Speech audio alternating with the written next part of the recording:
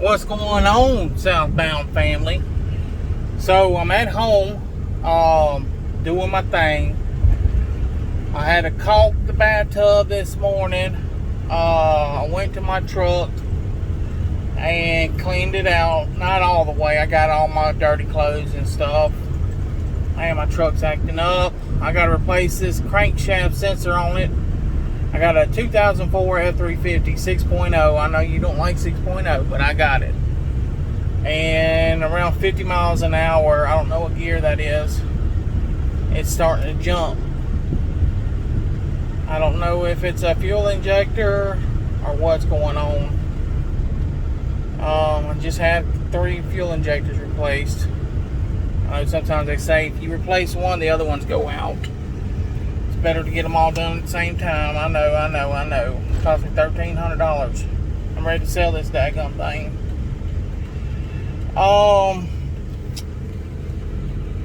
And so I've got a 2003 Freightliner, right? I got the brand new Freightliner. So I've had it going almost 70,000 miles.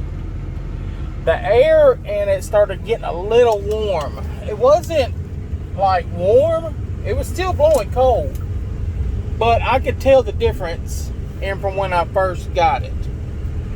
So I did a little research, and it's basically like any other vehicle, but it's only, I think, 4 pounds of Freon you can have in there. You know, these cans are by ounces. I guess that's how that works. I'm not too sure. But I had that R134A, whatever, the normal stuff that everybody has. So I took my little gauge that comes with that in the black can, you know, the little gray gauge that you can reuse. So I kept that little gauge when I bought that can, and I just went and bought me a little can of Freon from Walmart. Regular little can of Freon. And I put about 1/8 of the can in there. I didn't fill it all the way up. I didn't try to see how much I could put in there. You know, I didn't want to mess up any components. I didn't want to void any warranties. But, you know, I guess this is, you know, proof that I did. Who knows? So I put about 1/8 of that can, just enough to last me till I get back home. If I gotta do it again, I'll do it again. But I'm not gonna fill it all the way up because I don't have the proper tools. I'm not gonna put a whole can in there, you know, because it's not blowing warm, but it's not blowing like it is now. So I had Max Seal in another can. I had about, I want to say, a 1/16 of a can. And it was 12-ounce can.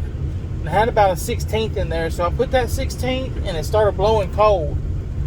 Real cold, ice cold. So I was like, daggone, that's what is missing.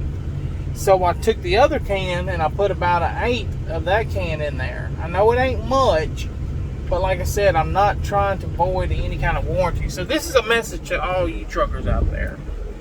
If you're riding around in a semi, and your air ain't blowing that cold, you go to Walmart or go to Advance, whatever.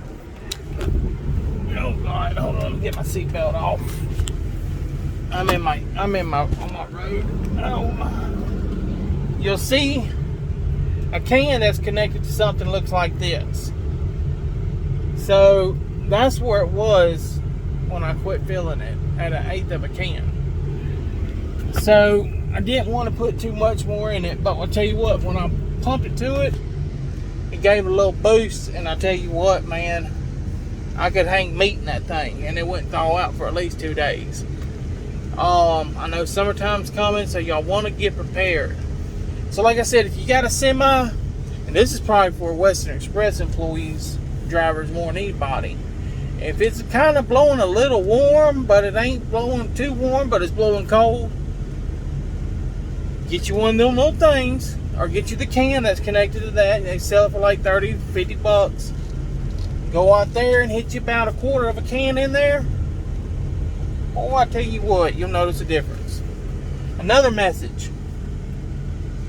So I had an experience don't want to put no names out there. No incidences.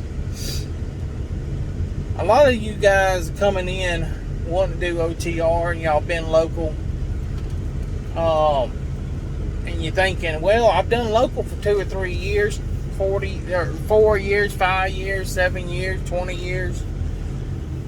I can do over the road.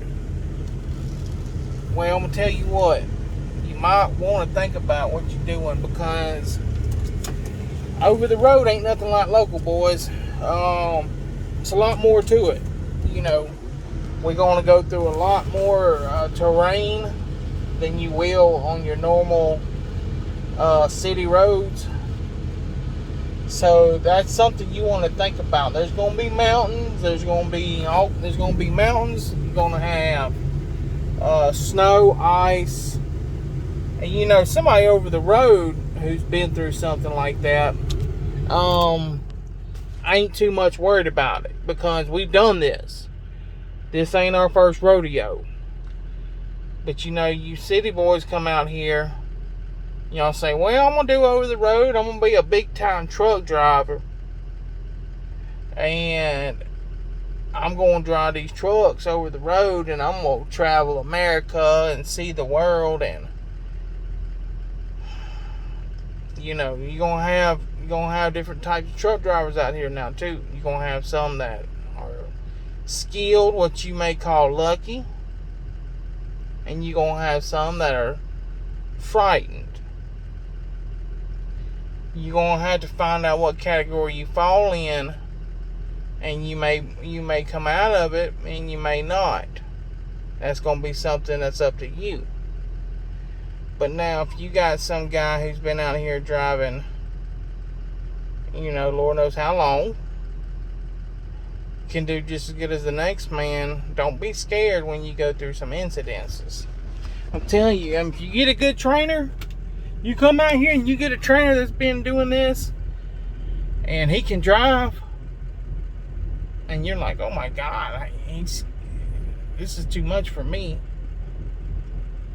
Well, I'll tell you what, you may not need to be out here,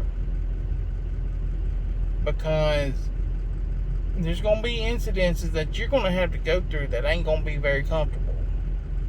You know, we ain't pampered out here now. Ain't nobody coddling us and holding our hand through this stuff, you know. Just because there may be, you know, a little ice on the road don't mean you got to sit at the truck stop for 18 days until summer comes. You're going to need to get out there. You're going to need to see what's going on. You're going to need to get that load to this next stop. Because I'm telling you what, you sit them truck stops when it starts raining, you're going to be sitting at them truck stops when the sun's shining. You know what I mean? So it's something to take in consideration, guys. Do your research before you come out here. Don't waste somebody's time. You know what I mean? Y'all have a good day, and I'll get back with y'all.